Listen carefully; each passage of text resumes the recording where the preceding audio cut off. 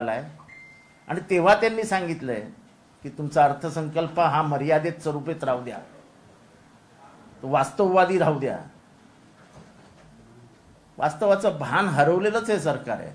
50,000 कोटी रुपयाचा जर आता पता लागत नसेल, कुठल्या संस्थांना दिले, कुठे दिले, काय दिले हे जर कळत नसेल, कॅगला कळत नसेल, तर सर्वसामान्य मराठी माणसाला काय कळणार आहे. पण महाराष्ट्राच्या तिजोरीतले 50,000 कोटी मंत्रिमंडळाने आणले नव्हते. ते महाराष्ट्रातल्या गोर गरीब कष्टकरी जनतेच्या खिशातनं गेले होते. हा पैसा काय महाराष्ट्र गव्हर्नमेंटला हिमालयातनं पाऊस पडला आणि जाऊन चादरीने जमा केला असा पैसा नाही आहे. हा पैसा आमच्या घामाचा पैसा आहे. त्यात पै आणि पैचा हिशोब लागला पाहिजे. 49,000 कोटी रुपयाचा आता पत्ताच लागत नाही. देणे घेणे याचा आता पत्ताच लागत नाही आहे. काम कितीचं लिहिलं, बिलं कितीची दिली, काही आता पत्ता लागत नाही. आणि काय त्यांना गंभीरताही नाही असं कॅगचं म्हणणं आहे. हे गंभीर आहे प्रकरण. 50,000 कोटीचा हिशोब न लागणं, या आर्थिक बेशिस्तीबद्दलही कॅगनी ताशेरे ओढलेत. हे सर्वसामान्यांचं सरकार आहे. त्या सर्वसामान्यांच्या हातातले 50,000 कोटी रुपये गेले कुठे. कॅगला तुम्ही बेशिस्त आहात असं का म्हणावं लागतंय. वास्तववादी अर्थसंकल्प मांडा असं कॅगला का म्हणावं लागतंय. आम्ही नाही म्हणत आहे.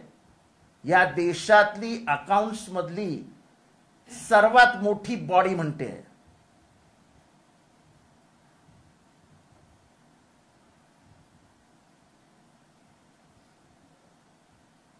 तुमच्या खिशातले पैसे तुम्ही देत नाही हे लक्षात ठेवा. तुमच्या एफडीतनं हे पैसे येत नाही.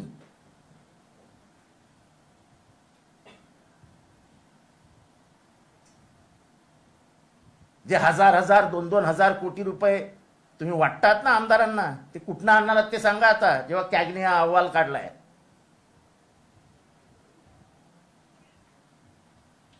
जा तुला दिले 1,000 कोटी, आम्हाला मत दे, जा दिलं 100 कोटी. अरे तुमच्या घरातले पैसे काय? हेच कॅगने लिहिलंय. महामंडळांना 50,000 कोटीचा तोटा. ही महामंडळ आहे कुठली? म्हणजे आजकाल तोटा बिटा लाखात यायचा, पण अरे तोटा पण इतक्या करोड देतो की बोलताना पण किती झिरो आहेत हेच कळत नाही हो. 50,000 कोटी म्हणजे माझ्या गाडीत आता मला बसवून त्या कॉम्प्युटर वगैरे हे करावं लागेल. 50,000 crores is how many zeros. महाराष्ट्रावरती कॅगने असे ताशेरे ओढलेले 70 वर्षात कधी बघितलेले नाहीत. इतका आक्षेप, गंभीर आक्षेप आणि गंभीर तक्रार कॅगने केली आहे असं 70 वर्षात कधी दिसलेलं नाही.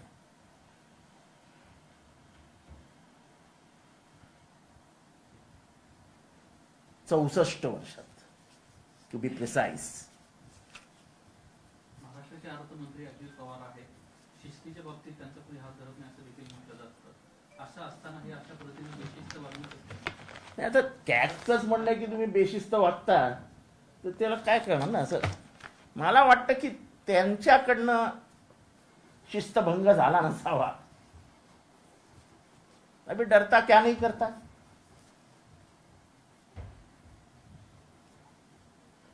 त्यांच्यावरही जबरदस्ती होत असेल.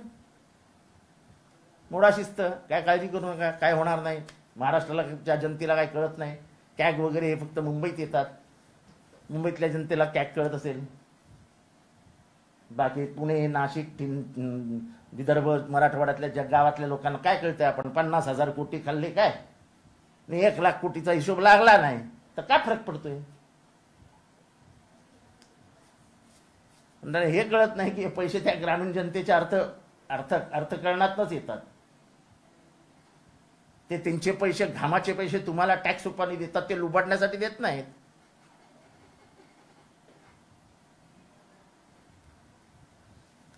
$50,000 कोटीचा हिशोब लागत नाही.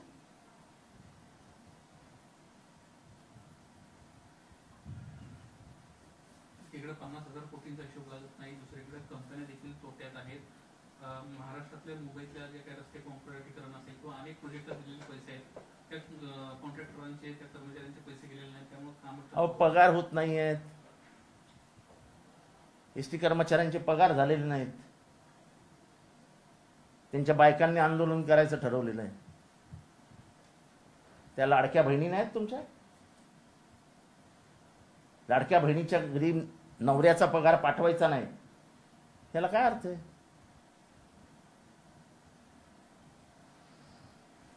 बाकी बिलं तर सोडूनच द्या. अजून पुढची 2 वर्ष कॉन्ट्रॅक्टर्सला बिलं मिळणार नाही. हे जे तुम्ही दिलेत 1000 कोटी, दिलेत एवढे कोटी, दिलेत तेवढे कोटी, त्या कोटी रुपयाचा पैसा कोण पाठवणार?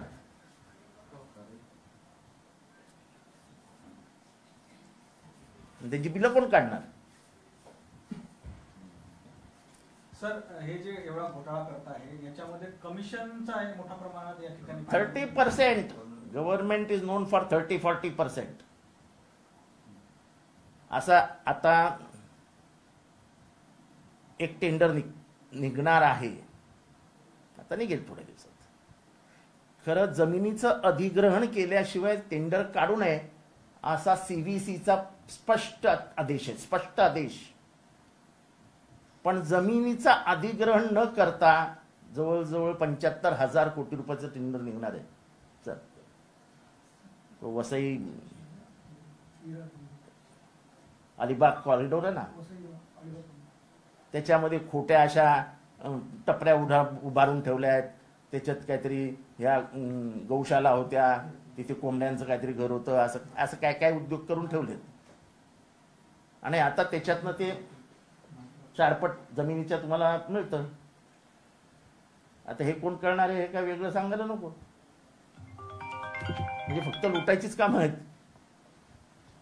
त्याशी मी नावं पण सांगितलेली. जेवी काय त्याचं नाव, सगळे कॉन्ट्रॅक्ट घेतो तो. जीविके नाही, नाही मेगा आहेच, जे कुमार, त्या सगळ्यांनी त्याच्यात टेंडर घेतलेले आहेत. आता कोणाला किती द्यायचं याचं चालू आहे डीलिंग.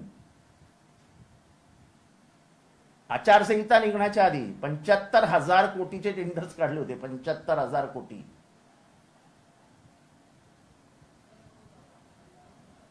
आणि आता तर म्हणजे टेंडरचा पाऊस पडेल पुढच्या 2 महिन्यात. आचारसंहिता येईपर्यंत असे टेंडर निघतील धडाधड. खिशात पैसे किती आहेत माहित नाही. टेंडर काढायला जातं काय, एक जाहिरात द्यायची असते, ती जाहिरात गव्हर्नमेंट देतं, त्यामुळे ते स्वस्तात पडते जाहिरात. पण आता आज सगळ्या पेपरला फ्रंट पेज जाहिराती आहेत पैशाच्या, काहीतरी कामं पूर्ण केली वगैरे. हा पैसा आहे कुठे ते तर दाखवा आम्हाला एकदा. 30% किती झाले माहिती का तुम्हाला? 10,000चे 30% म्हणजे किती झाले?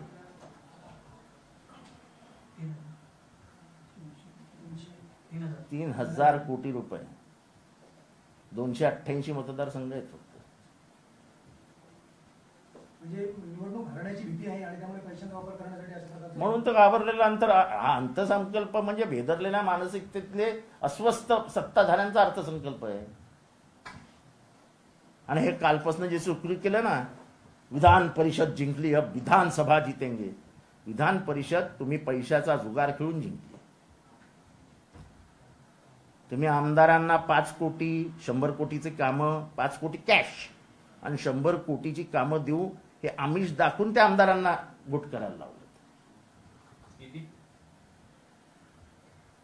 ते आमदार तुम्ही विकत घेऊ शकता, जनतेला नाही विकत घेऊ शकत. उद्या परवा ही नावं फुटतील. या आमदारांची हालत काय होईल बघा गावामध्ये. त्यांना रस्त्यावरनं फिरणं मुश्किल करून टाकतील जनता. जनतेला गद्दारी आवडत नाही. मी निवडून दिलेला आमदार, माझ्या मतावरती निवडून आलेला आमदार 5 कोटीला स्वतःला विकतो, हे जनतेला अजिबात आवडत नाही. 100 कोटी मिळाले विकास निधी. काय विकास निधी करणारे 100 कोटी आजच्या तारखेला घेऊन? बिल कॉन्ट्रॅक्ट 100 कोटी म्हणजे काय? 100 कोटी घेतले, ए बाबा हे घे तुला 20 ऍडव्हान्स आणून दे. 20 म्हणजे किती झाले? 20 कोटी रुपये आणि 5 कोटी रुपये म्हणजे 25 कोटी रुपयाला एक मत विकतोय तो. काय वाईट आहे? धंदा चांगला आहे. धंदा है लेकिन धंदा है. मला एक तो मध्य प्रदेशमध्ये एक माणूस पकडला गेला होता असाच राजकारणी, आणि तो बोलताना म्हणत होता की पैसा खुदा तो नहीं लेकिन खुदा से कम भी नहीं. महाराष्ट्राच्या खालच्या वोटिंग मधनं हेच काहीतरी दिसतंय. जे कोणी फुटले असतील त्यांना मी तेथील जनतेला या मतदारसंघातनं निवडून आलेत त्यांना आव्हान करीन की ह्यांना जोड्याने मारा. जर पक्ष निष्ठा सांभाळता येत नसेल, या पक्षाने तुम्हाला मोठं केलं त्यालाच ऐन क्षणी घात करणार असाल, रात्री जेवणार असाल त्या पक्षाचं, एवढी नमखरामी करणाऱ्याला सोडू नका. हे सगळं बोलताना वाईट वाटतं. मी पण एक आमदार आहे, पण आपल्याला स्वतःला विकूनच टाकायचं आणि घरातलं जेवायचं आणि नमखरामी करायची.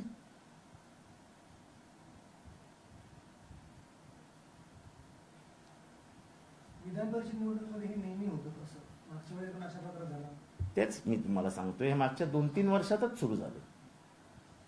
स्वतःच्याच पक्षाशी घात करायचा आहे मागच्या 2-3 वर्षातच सुरू झाला. आणि तो घात केल्यानंतर हा अर्थसंकल्प का असा निघतोय, म्हणजे हे का बोलावं लागतंय कॅगला? तर एकेका आमदाराला टिकवण्यासाठी, बाबा तू माझ्या बाजूला बसून राहा, जाऊ नको रे, हे घे तुला 1000 कोटी तुझ्या विकास निधीमध्ये.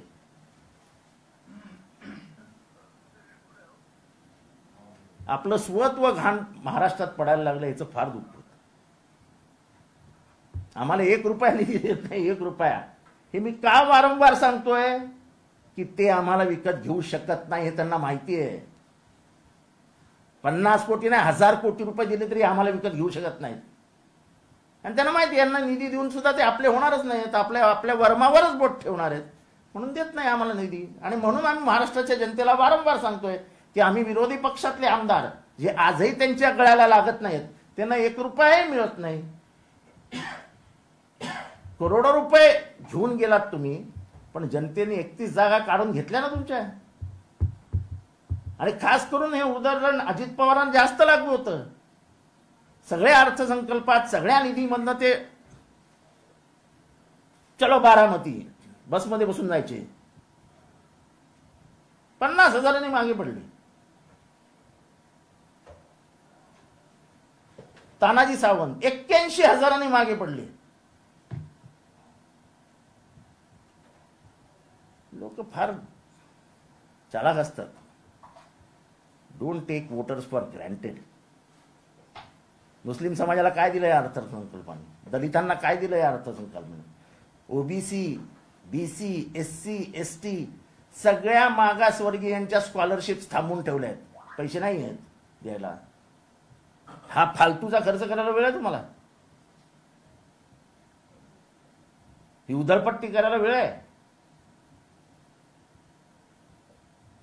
माझी लाडकी बहीण ही योजना सोडली तर हा अर्थसंकल्प म्हणजे नगण्य, म्हणजे काही त्याला अर्थच नाही. तुमच्याकडे काहीच नाहीये. हे कॅग म्हणतंय तुमच्याकडे पैसेच नाही आहेत. 50,000 कोटीचा तोटा. CAG slam states, rising financial state, high salary spend. हे आम्ही नाही म्हणत, हे सगळं मोठी मोठी वृत्तपत्र म्हणतायत. हे लपवण्यासाठीच मग लाडकी बहीण योजना आणि असं म्हणावं लागलं. काय लपू इच्छितात माहित नाही. महाराष्ट्राला कर्जाच्या डोंगरात टाकून, म्हणजे खाईत टाकून, डोंगरावरनं ढकलून देऊन त्यांना काय सुख मिळते मला माहिती.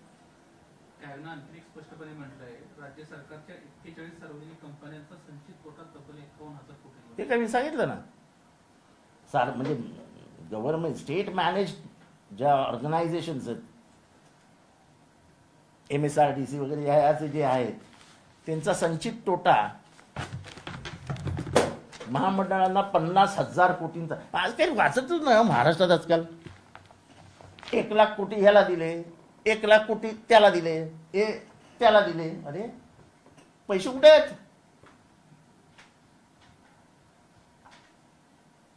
मला लहानपणी अजूनही मला आठवतं की माझी आई मला सांगायची की बाबा झोपताना तुझे पाय चादरीच्या बाहेर जाणार नाहीत, तेवढीच चादर, म्हणजे तेवढी लांब चादर घे. चादरीच्या बाहेर पाय गेल्यावर थंडी वाजेल. चादरीच्या पाय बाहेर चालले, थंडी वाजणार. आणि तुम्हाला थंडी वाजेल, पण महाराष्ट्राच्या गरीब माणसाचा थरथरायला लागेल तो. कारण का त्याच्या डोक्यावरचं कर्ज आणि नंतर त्याच्यातनं होणारी महागाई ही परवडणारी नाही आहे. शेकापचे जयंत पाटील यापूर्वी असं म्हटलं की पवार साहेबांचा एक आमदार जो आहे तो काल फुटला, तो कोण आमदार आहे माहिती आहे? नाही, मला नाही. त्यांचं असं म्हणणं आलं की राष्ट्रवादी शरद पवार गटाचे जे सर्व मत आहेत ते पवार साहेबांनी मला खूप मदत केली, त्यांनी माझे खूप प्रयत्न केले, मी त्यांचा आभार मानतो. पण एक मत मात्र राष्ट्रवादीचं फुटलंय हे वास्तव आहे आणि याची दखल सुद्धा घेतली जावी. मला याच्याबद्दल काय माहिती नाही, पण झालंय का खरं? राष्ट्रवादीमध्ये एकही मत फुटलंय, एकही फुटणार नाही ह्याची मी गॅरंटी देतो. नाही, पण मग आता दुसरीकडे असं ऑब्लिगेशन केले जात आहेत की तुमचे मित्र पक्ष असणाऱ्या काँग्रेसकडनं आणि उद्घाटाची सुद्धा मतं फुटली गेली आणि हे वस्तुस्थिती समोर पहिल्याच. हे बघा, मी इतर पक्षांबद्दल काहीही बोलत नाहीये. मी माझ्या पक्षाची गॅरंटी देऊ शकतो की आमचं एकही मत फुटलेलं नाही. अजित पवार आज दिल्ली दौऱ्यावर गेले, अमित शहाची भेट घेतली आहे. उपमुख्यमंत्री आहेत, ते कुठेही जाऊ शकतात. त्यांच्या भाजपच्या वेगवेगळ्या नेत्याची भेट घेत आहेत. त्यांचं काय प्लॅनिंग असेल भाजपत वगैरे जाण्याचं, तर आपल्याला काय. पवारसाहेब पण महाविकास आघाडी आणि महा इंडिया आघाडीचे अत्यंत महत्वाचे नेते जयंत पाटील हे पडणं खरंच धक्कादायक आहे. ते पडणं धक्कादायकच आहे. पण मी त्याच्यासाठी पत्रकार परिषद नाही घेतली ना. सर एक गोष्ट, मी एका विशिष्ट कारणासाठी पत्रकार सर एक परिषद गोष्ट पाहायला मिळते की राज्यांमध्ये जे कामं झाले त्यामध्ये समृद्धी असो, अटल सेतू या मोठ्या प्रमाणात मोठ्या भेगा पडत आहे. हे 30% कमिशन खोरीमुळेच ह्या सगळ्या भेगा पडत आहे असं एक कमिशन आलं की क्वालिटीवर परिणाम होतो, हे जगमान्य सिद्धांत आहे. त्या सिद्धांतापासून कोणीच लांब पडलेलं नाही. आणि अजून तर खूप टेंडर तुम्ही असे बघाल की ते टेंडर खरं आहे 100 कोटीचं, निघतंय 1000 कोटीचं. का नाही होणार हे सगळं एकच कॅगमध्ये? का नाही येणार आहे सगळं लिहून? खर्चाचा तालमेल जमतच नाही, ते स्वतः कॅग म्हणते. काल सभागृहामध्ये एका आमदारांकडे पैसे दिले आहे, ते टोकन मनी म्हणून त्याचा वापर करण्यात आला होता का त्या पैशावरचा नंबरचा? सभागृहात काल एका आमदारांकडे मला वाटत नाही. त्या मॅडमची तब्येत खराब होती आणि औषधं आणण्यासाठी तिने ते पैसे दिले होते. उगाच खोटे नाटे नरेटिव्ह पाठवणं आणि करणं हे माझ्या स्वभावात बसत नाही. जे वास्तव आहे त्याला बीजेपी नरेटिव्ह म्हणते. बहुजनांच्या शिक्षणाच्या आड येणं हे वास्तव आहे, त्याला ते नरेटिव्ह म्हणतात. मनुस्मृती आणून ह्या बहुजनांना आणि महिलांना या महिलेला तो म्हणजे फक्त ती व्याभिचार करायलाच जन्माला आली असं मनू म्हणतो. त्या मनूला तुम्ही लॉ मनूचा कायदा दिल्लीत शिकवायला निघाले. विद्यार्थ्यांनी विरोध केल्यावर मागे घेतला. आता सुद्धा तुम्ही मागे घेतला, पण तुमचा मंत्री आधी बोलून बसला होता की 4 चांगले श्लोक आम्ही घेणार आहोत.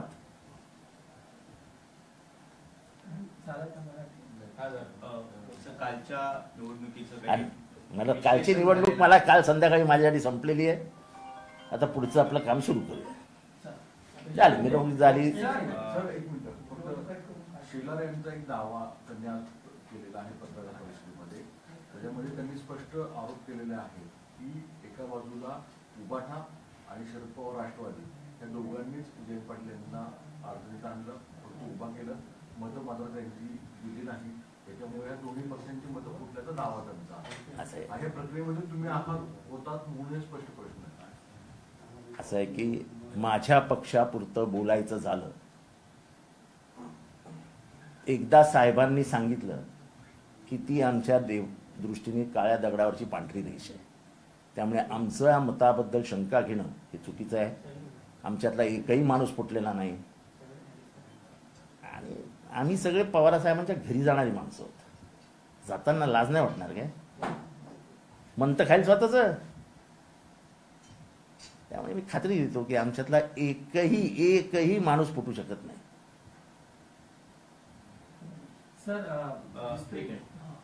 सकाळनं सर्व्हे केलाय, त्यामध्ये राज्यात पुन्हा एकदा महाविकास आघाडी सरकार बनवू शकतं अशा पद्धतीचा जो काही त्यांचा अंदाज आहे तो वर्तवण्यात आलेला आहे. मात्र उद्धव ठाकरे आणि देवेंद्र फडणवीस हे समसमान पातळीवरती दाखवण्यात आलेले आहे. तुम्हाला वाटतं का विधानसभा निवडणुकीच्या अनुषंगाने तसं एक परिस्थिती राज्यामध्ये निर्माण होईल?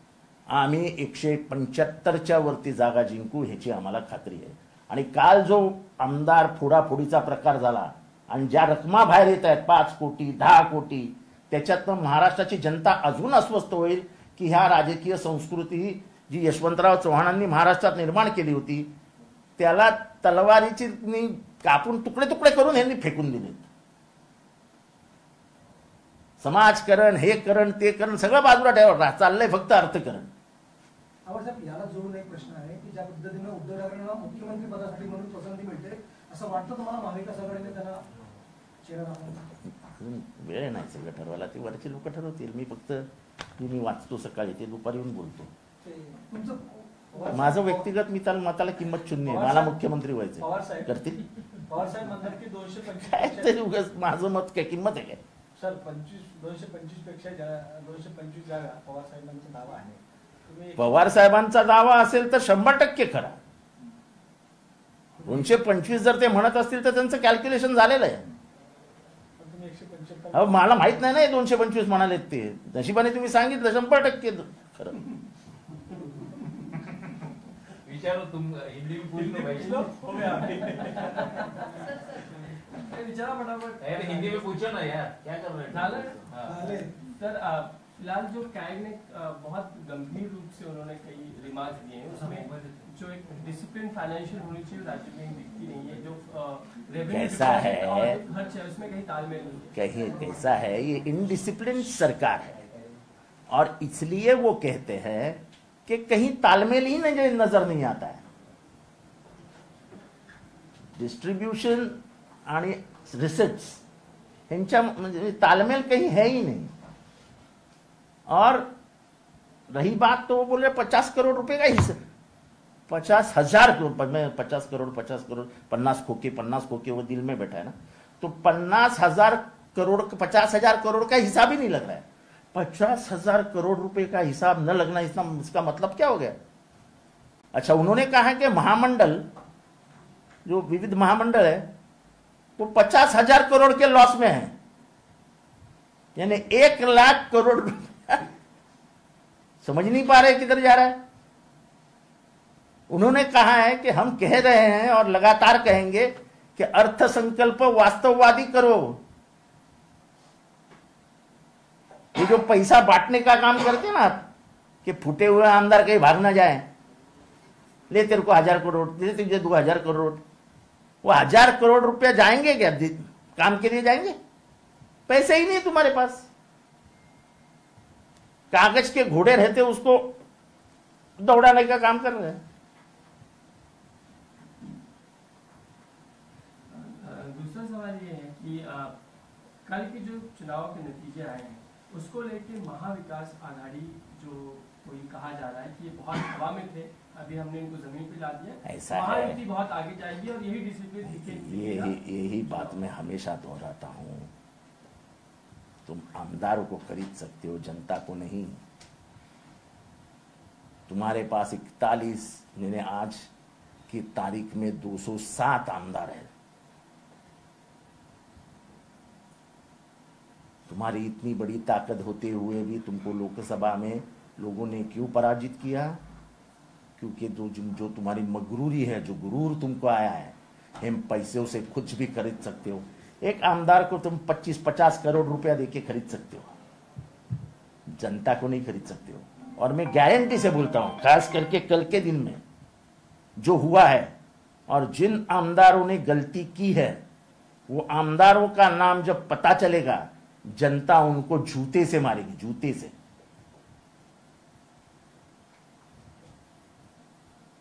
हम एक साथ रात को बैठे थे सब, खाना खाए और इतनी नमक हरामी।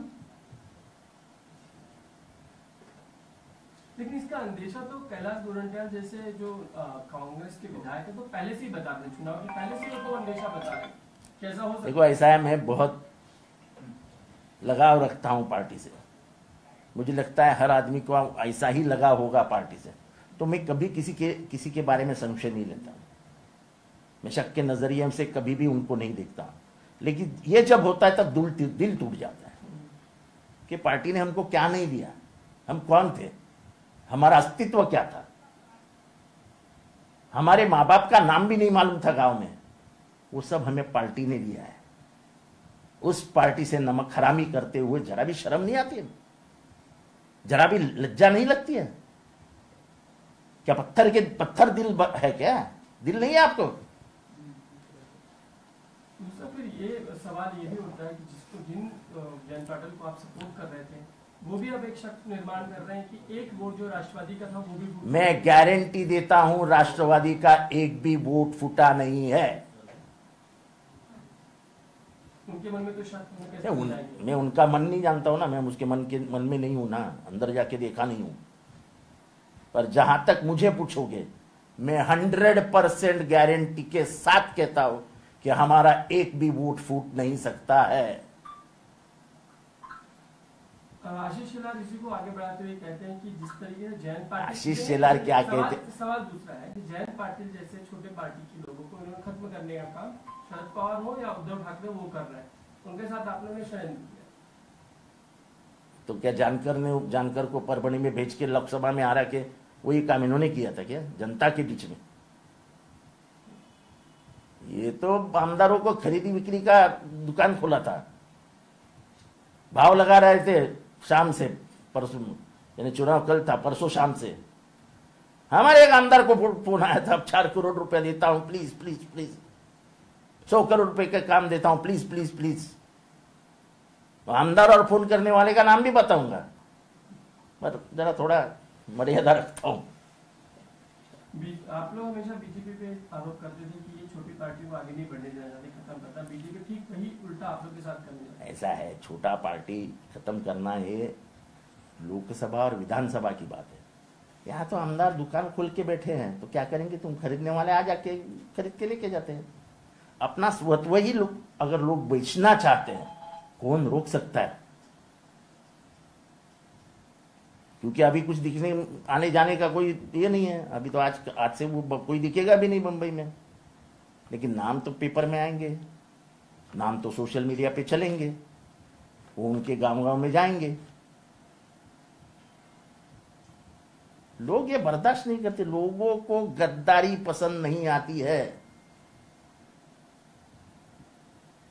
लोगों को गद्दारी पसंद नहीं आती है। दूसरा और इससे जुड़ा हुआ कि जब बीजेपी के अब नेता ये कहने लगे हैं कि वो 180 से 185 सीट विधानसभा में जीत सकते हैं, जबकि शरद पवार आप कह रहे हैं कि 225 सीट हम जीत सकते हैं। वो कह रहे हैं उनके दावे बड़े हैं, उनका हौसला बड़ा है, हम जमीन पे रह के बात कर रहे हैं। वो जमीन पे ही बात कर रहे थे ना एक जमाने में, लोकसभा में जब कहते थे कि 45 44 पार, 400 पार, विधानसभा में 200 पार भी कर। हाँ, तो पब्लिक ने हद पार कर दिया, जाओ अपनी औकात में रहो।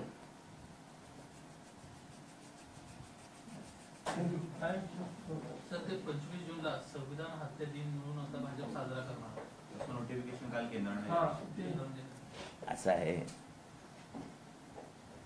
की झालेल्या चुकीबद्दल इंदिरा गांधींनी देशाची माफी मागितली।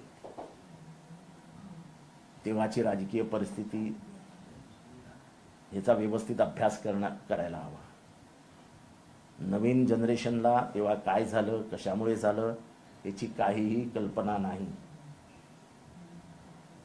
इंदिरा गांधी तशा का वागल्या याला एक बाजू आहे, ठीक आहे, इमर्जन्सीचा मी देखील विरोधक आहे, पण त्या बाईंनी मोठ्या मनाने, इंदिराजींनी मोठ्या मनाने देशाची माफी मागितली। राजीव गांधींनी त्याच्यासाठी माफी मागितली होती। आणि कधीचा इतिहास म्हणजे 75 25 आणि जवळजवळ 50 वर्षानंतर तुम्ही हे जाणून बुजून तुम्ही संविधानाला धोका निर्माण करत होता, असं जेव्हा जनतेला संशय आला तेव्हा तुम्ही हे करताय. तुमचं संविधान तयार होतं, तयार, फक्त 400 पार, आणि संविधान दुसऱ्या दिवशी आणलं असतं टेबलावरती. अहो तुम्ही मनुस्मृतीचा विचार करायला लागले होते संविधान काढणार म्हणून. संविधान लॉ कॉलेजला शिकवायला निघालेले तुम्ही संविधान काढणार म्हणून मनुस्मृती. संविधानाची हत्या त्याच दिवशी झाली, ज्या दिवशी 1950 साली जेव्हा संविधानाला आम्ही विरोध करू असं ऑर्गनायझर मध्ये सापून आलं. यांची जी मातृ संघटना आहे त्या मातृ संघटनेने कायम संविधानाच्या विरोधात भाषा बोलले आहेत. त्यांनी तर स्पष्टपणाने म्हटलंय की आंबेडकरांनी पश्चिमी राष्ट्रातले वेगवेगळे संविधान वाचून त्या संविधानातनं जमा केलेलं सगळं आपल्या संविधानात टाकलं.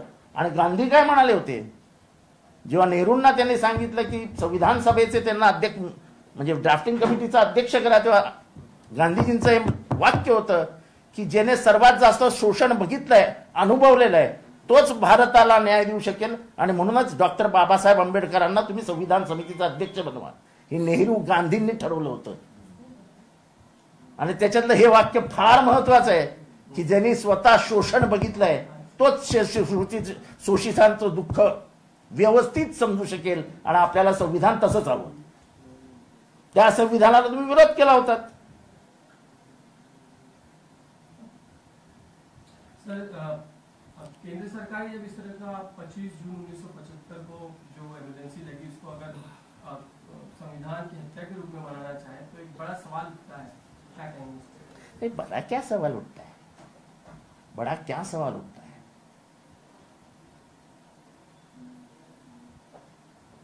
जिस गलती की माफी मांग चुके हैं, जिस गलती को जनता ने जवाब दिया 77 में, इंदिरा गांधी खूब हार गई राजनारायण के सामने. राजनारायण समाजवादी पक्ष के थे, समाजवादी विचारों के थे. उनका कुर्ता पायजामा भी देखो तो कभी सही नहीं रहता था, उसको कभी इस्त्री भी नहीं करते थे. वो ऐसे लीडर्स थे. वो बिना 1 रुपया खर्चा किए उन्होंने इंदिरा गांधी को 1,75,000 वोटों से हरा दिया था. तब लोगों ने खूब बदला लिया ना, उसका खूब बदला लिया. पर जब तुमने द्वेष और सूड की राजनीति शुरू की, जब तुम इंदिरा गांधी के पीछे पड़ गए सब, उसमें बीजेपी, तभी बीजेपी नहीं थी, जनसंघ जनता पार्टी में विलीन हो चुका था. जब जनता पार्टी के सभी नेताओं ने इंदिरा गांधी को फंसाने की कोशिश की, अटकाने की कोशिश की, जेल में डालने की कोशिश की, तब इसी भारतीय जनता ने उसको जवाब दिया और 1980 में 350 सीट जीतकर इंदिरा गांधी फिर से सत्ता पे आ गई. ये भारतीय जनता, इसीलिए मैं उसके ऊपर विश्वास रखता हूं, ये सत्ता की मगरूरी नहीं चलने देता है. जब इंदिरा गांधी ने उसको दिखाया तो उन्होंने उसको जमीन पे लाया, पर जब इन्होंने दिखाने की शुरुआत की तो उनको बाहर रखा. ये भारतीय जनता है.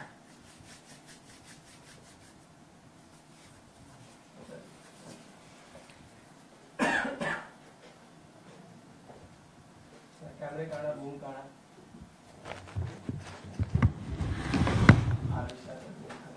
हे कट झालं का रे सगळ्यांचं?